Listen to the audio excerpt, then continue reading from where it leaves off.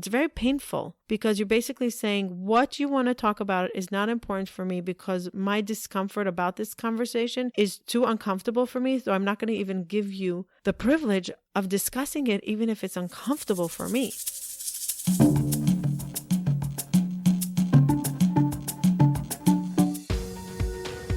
This is Hope to Recharge. I'm Matana. I'm here to guide you and support you through your challenging times, navigating through depression, anxiety, and other mental health struggles. Hello, everyone. I hope you had a lovely first week of 2023. God, it's a tongue twister to start saying 2023. Hope your 2022 had a lot of good in it. And if it had a lot of challenging times, I hope you were able to reflect back and make some kind of awareness of what you want to change moving forward and what you would like working better in 2023. I often say that the only way of knowing where you're going if you have awareness. I've been speaking a lot about mindfulness and awareness and giving ourselves time to be, to pause, to feel, to think, to process. Mindfulness is the number one thing that we need in order to know where we're going next. If we're not mindful of where we are now and where we want to go, how are we going to get there? So mindfulness is definitely a tool that I am practicing a lot lately. I think I practiced it most in 2022. And I did a lot of silence, more than the usual. And I loved every moment of it. My kids make fun of me that I crave silence. And I do. And that's okay. So if you have been following me for the last 2 years, my big New Year resolution, which was only one thing, and I didn't do something that is like climbing Everest or writing a book or accomplishing something besides accomplishing something that I'm working on myself. So the last 2 years, I've been working on something that I said, okay, I have to work on it a little bit more, and I want to talk about it today and my experiences and what I learned and what I need to learn more of. So in 2020, I realized that I need to listen in order to understand, not in order to respond. To listen, to understand, not in order to respond. I did this in 2020, then in 2021, then in 2022. And I am going into 2023 knowing that I did a very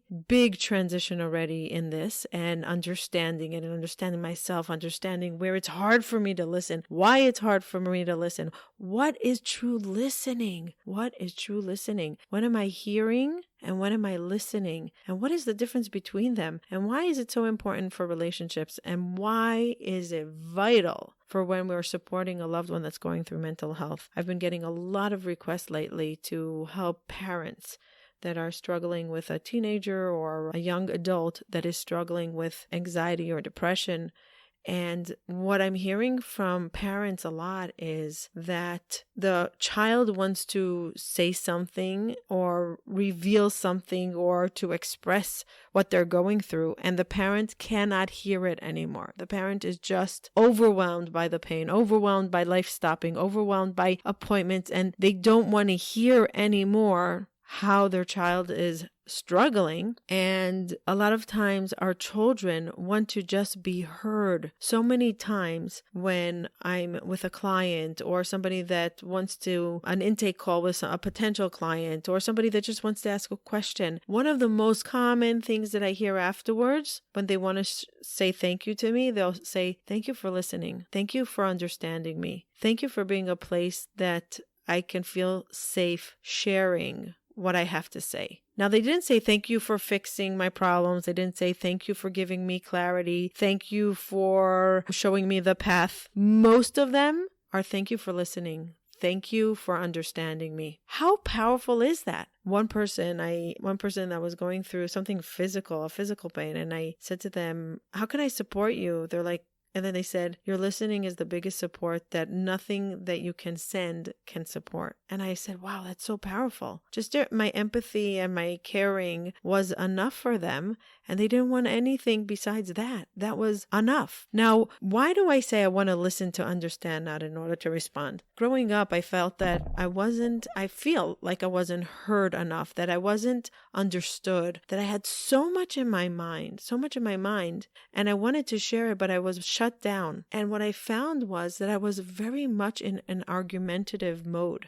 And I right away go into argumentative mode when I feel like no one is going to understand what I want to say. And I realized that it really affects how I have a conversation with someone. So I either become argumentative or I want to fix. And I realize, and especially with loved ones like my husband or children, they'll say to me, you didn't even finish hearing what I had to say. And I'll say to them, no, I know what you're about to say. That is one of the worst kinds of listening, is saying, I know what you have to say. I'm going to cut you off because I don't have patience to hear what you have to say. And the person is feeling, wait, no, I want you to hear me. I want you to hear me out, even if I say it numerous times, because by me sharing and by me expressing, by you giving me permission to share and elaborate, you're giving me permission to express myself and let out whatever is inside. When I cut someone off and say, no, I understand, I'm saying, I don't have time for you, so much time for you. Let's fix this. Let's go move on. I want to say what I have to say because what you're saying is not really important to me. Ari really helped me with this a lot too. I wasn't aware of this. I really wasn't aware of this. I kept on saying I'm ADHD. I am ADHD, and I think it is part of my issue, but it's when I want to listen, I can really listen. When I'm interviewing, I can really listen. When I'm with a client, I can really listen. When I'm with somebody that I want to hear everything they have to say, I keep quiet. Why is that? It's because when I want to, I can. What I realized is, and I noticed after a lot of family members were telling me that I cut them off or I respond, but you're not listening. And I'm like, no, I heard every word. And then I realized there's a huge difference between hearing and listening. And I said, okay, slow it down. Close your mouth, even if you know already what you want to say in response, even if you know what they're going to say, let them express it. Let them take it out because it's part of the healing experience. Now, it's really hard to be on the receiving end when you're hearing the same thing over and over again. For example, I'm going to give you an example from my own life. My 5-year-old son, every day he wakes up and he says, Mommy, I don't want to go to school. Do I have to go to school today? Now, I've never had a child like that. He's my 5th child. All my kids were very okay going to school. And even if they didn't, they never complained about it. They were very on time. They were really good about it. I'm blessed. My last one, my 5-year-old, even though he's very on time and everything, he's like, can I stay home? I don't want to go to school. He has anxiety. And I haven't figured out what it was about yet. But I am so grateful that I'm working on this listening to understand, not in order to respond, because my old self, my old Matana, would say, you're going to school. I know. Don't worry about it. It's going to be okay. Push it off and just say, don't worry about it. You're going to school. No, you can't stay home. No, it's not an option. Now, as soon as he wakes up in the morning, he asks me and I stroke his back and I say, I know you don't want to go to school. I know, Mishael. I know. And then I say, what is it like? And I start a conversation and I give him a hug and I say, what is it like to not want to go to school every day? What do you want to do when you stay home? What is it in school that you don't want to go to? Is there a particular part that you don't like? Is there something that frustrates you there? Is it something that is too long? And it usually says it's boring. It's boring. Do you sometimes feel stuck? Do you wish you can be somewhere else? Do you have a vision of where you want to get to, but you just don't know what the first step to take in order to get to that life that you're dreaming of? How did I shift from deep depression, from extreme anxiety to a thriving life, to a productive life, to a life full of joy? I put many things into practice, and it's every single day. Many of you know that it's gratitude, a healthy mindset, boundaries, self-love, and one of the most important things that many people don't speak about, self-forgiveness and forgiveness to others. Essential for healing. If you want to work one-on-one with me on these topics in order to move forward towards that dream life that you have a vision of, click the link below in the show notes. It's a custom-made program for you, one-on-one with me. We will develop a concrete program that you can implement in your life so you can create a better well-being. Click the link below. Looking forward to working with you. I try to get into a deep conversation with him to understand what. And I'll say to him, so tell me more. What goes on in class? Who are your friends? And then a magic happens. I stroke his back. I give him a hug. And I said, I know you don't want to go to school, but you're so brave and you're going to go today. You're going to have to go today, Michelle, even though you don't want to. Give me a hug. Let's give a hug. Let's hug it out. And then we'll count the days until Friday, which Friday is a short day, and he knows it's only 2 hours, and then Shabbos, and then Sunday. And I said, I hope, and I say to him, I hope that one day you're going to like school, because it must be really hard to not want to go to school every day. It must be really hard, but sometimes we have to do things even though it's really hard. And then every day the conversation evolves differently, but I'm listening versus shutting him down. And sometimes when he's repeating it over and over, but I don't want to go, but I don't want to go, then I feel like my anxiety is going up, and I'm like, I really don't want to hear how much he doesn't want to go, because when I hear how much he doesn't want to go, it causes me pain, because there's nothing really I could do about it, because he's not staying home today. Once in a month, I don't mind if my kids stay home. I'm very into mental health days. My older kids especially, take off whenever you want. Cool, I could care less. I'm very pro take your mental health day. But him staying home,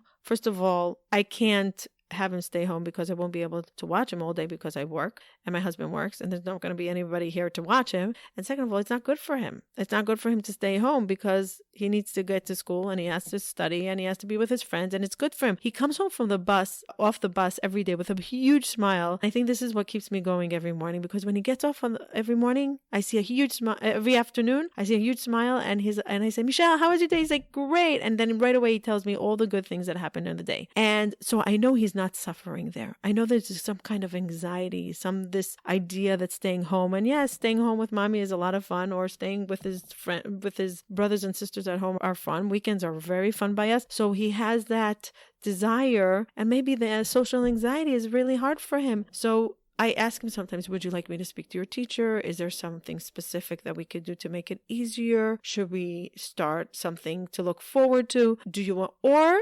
just staying within the conversation about it? But I don't bring the options until he lets out all of his pain and his sadness. Now, the problem is, as I said, that I feel anxious. I'm feeling anxious the more he's repeating it. So I take deep breaths and I say, Matana, this is not about you. Hear him, feel him, hold his space for his pain. He just wants to know that my mommy hears me. My mommy is here and she won't abandon me with my pain. So validate. And even with older kids, even with your spouses, even with adults, validate. Hear what they're trying to say. Sometimes when the people are talking, are you listening to the in-between words? One thing that I'm really good at is picking out words and saying they chose one word instead of another word. There's something lying underneath here. Underneath this word, there's a tremendous amount of pain or struggle or a story. And I'll zoom in on that. If you can tune in and ask yourself, remove yourself from the picture and say, what are they trying to tell me? And then you can reflect it back to them. And this is very positive conversation. And you can say, are you saying that this and this is going on? Is this what I'm understanding now? So it could be also out of anger or out of frustration that somebody's talking to you. And we can have that conversation. That I'm really not good at. And why I went into 2023 with listening to understand, not in order to respond, is when I'm not happy with what I am hearing. If somebody's attacking me or there's an argument, I want to be right and I want to be heard and I want to quickly shut the conversation down that I'm right. But wait, slow down, Matana. Even if it's not something you want to hear, listen to understand. What's the other person trying to tell you? What's their experience in this story, in this conversation? Don't just hear the words. Be present. Put away the phone. Be in the moment. Look them in the eye. Hold their hand if you can and say, I want to hear. I want to hear. Now, if it's somebody you don't love deeply, it's really hard to do, but practice it with the people that you love deeply, because that's where you really want to put the effort in. And then you can go and have it in other places and people start feeling safe speaking to you. Now, a lot of people say, I feel so heard by you. They say it to me, which is not irony, because my family members don't feel that way, or now they might feel a little bit better because I've been working on it for almost 3 years. But the irony is that I do have empathy and sympathy where my discomfort doesn't come in. But when my family members are having a discomfort, I'm feeling uncomfortable in the conversation, and it's hard for me to be present, and it's hard for me to listen, to understand, and it's hard for me to engage, but I need to breathe through it. I need to ask myself, what do you need now in order to stay present, in order to not say, okay, let's not talk about it. I grew up with a father that is a very loving and kind father and an amazing father, but one of his things that is not so healthy in my point of view and in my upbringing, that I don't want to have this in my house, is that there were topics that if he wasn't happy to speak about them, he would say, drop the subject. We're not talking about it. There's no way to talk about it. And it's very painful because you're basically saying what you want to talk about is not important for me because my discomfort about this conversation is too uncomfortable for me. So I'm not going to even give you the privilege of discussing it, even if it's uncomfortable for me. So I think that byproduct of me coming out with this understanding that I wasn't a good listener and I was like in the fight mode of I want to quickly get my words in. I wasn't really listening to the other person, and I want to create an environment with my loved ones that they feel safe speaking their mind. And even if I disagree, we can agree to disagree and we can still be friends. We can still be in a relationship. I could still love you if you're my child and you disagree with me. I could still love you, my husband, Ari, even if we disagree, and we could put it aside and say, okay, it's not personal. But to hear what's behind, what are the clues? I had a mother come to me recently, and she was sharing with me the struggle of her son. And her son is going through a very difficult time, a really difficult time. And she asked me if I can work with him. And we had a few sessions. And her son was sharing with me certain things that happened in his household. And she wanted to know a little bit more about what he was discussing. And I always ask if it's okay to share this with the parent. And he was okay with me sharing. And he said to me, my mother doesn't get it. She just doesn't get it, and she doesn't want to get it. She's so stuck in the way she is, she doesn't want to even look back and see where she went wrong. And I was trying to explain to the mother, listen to the clues of what he is saying. Is there something that's preventing you from achieving your goals or interfering with your happiness? Maybe it's anxiety or stress. BetterHelp.com will assess your needs and match you with your own licensed professional therapist. And you can start communicating in under 48 hours. It's not a crisis line and it's not self-help. It's professional counseling done securely online with a broad range of expertise available depending on what you need, and the service is available for clients worldwide. You can log into your account anytime and send messages to your counselor. BetterHelp.com is committed to facilitating great therapeutic matches. They make it easy and free to change your counselors if you need to, and it's more affordable than traditional offline counseling, and financial aid is available. BetterHelp.com wants you to start living a happier life today, so visit BetterHelp.com/hope to recharge. That's BetterHelp.com/hope to recharge and join over 1 million people who have taken charge of their mental health with the help of an experienced professional. You'll also get 10% off your first month. Once again, that's BetterHelp.com/hope to recharge. Look at the body language. Look at the tone. Hear the tone. Listen to the tone. Look at his eyes, his mouth. There's so much language when we listen, when we're in, versus hearing is very bypassed. I could tell you what you said, but I don't really understand what you said maybe. I can be a parakeet in it, but listening is something deeper, and to see the clues behind it. And I think it's a fundamental part of also listening to ourselves and saying, okay, what do I want to say? And what part of me is not being heard by me? Let's listen to ourselves. Let's be silent. Let's listen to our inner voice. Let's listen to our dreams, our fears, our worries. Let's listen to understand and sit with this silence. I often say, sit with the silence. It has so much to tell you. Listen to silence. It has so much to tell you. So what are we listening in silence? We're listening to our emotions, to our thoughts, to our body language, how we feel, where we're stuck, our dreams, everything. We're listening in silence. So what's the inner voice inside us trying to tell us that we might be hearing, but we're shutting down or avoiding? So listening to understand and to have that empathy, that deep empathy. You are worthy enough for me to listen and to care, even when it is so uncomfortable. Now, I say this a lot to people that are supporting. You might need breaks between the listening. And sometimes you have to say, I would love to hear what you have to say. You mean a lot to me. I can't do it right now. Can we do it a little bit later? But you must make a time, and don't leave them hanging. Show them that you care. If it's a crisis, obviously, if you love the person, you don't want to say that. But sometimes you have to say boundaries, healthy boundaries, so you can listen, especially people that are living with people with anxiety. It can be very draining. So maybe we need to hire someone to listen.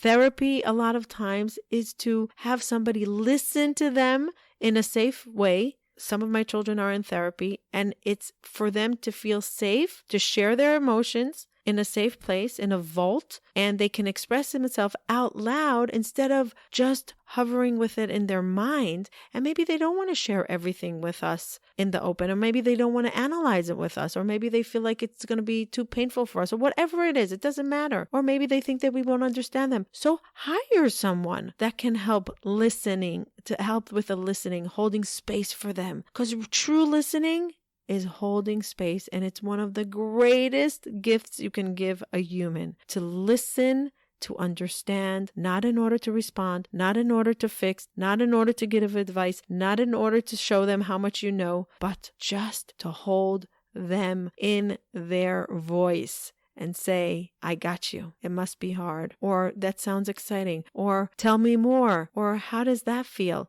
Take it all. Take it all. And when you feel drained, you can step away and say, let's continue a different time, or whatever it is. But if you want your children or your loved ones to feel safe to share with you, to feel safe to come to you when something is really hurting them, show them that you're listening, and not shut them down by saying, you don't get it, you're drama, you're overreacting, oh, it's nothing, oh, it's not a big deal.